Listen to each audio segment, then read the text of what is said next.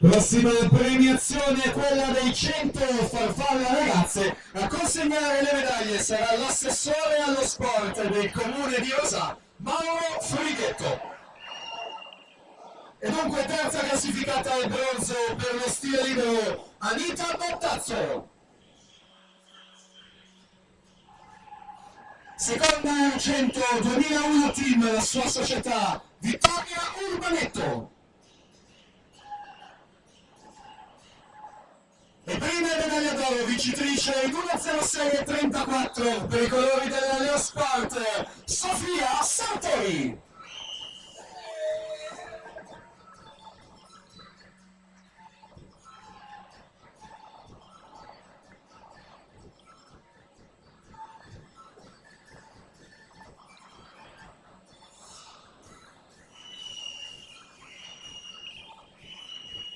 Noi andiamo a presentare la prima serie blocchi 200 misti maschili. In uno parte Filippo Gatti, Bentegodi, in due Giacomo Gatti, Bentegodi, in quarta corsia lo ritroviamo, finalista agli assoluti della farfalla già nazionale giovanile con le Olimpiadi giovanili di Singapore 2010, Simone Geni, Wisp Bologna.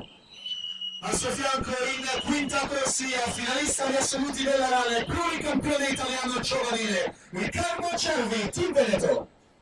In 6 Giovanni Carossa, Padova Nuoto, in 7 Nicola Scandaferro, Team Veneto. In ottava corsia lo ritroviamo per i colori dell'Idolos, già medagliato ai campionati giovanili dei misti, Luca Collotti.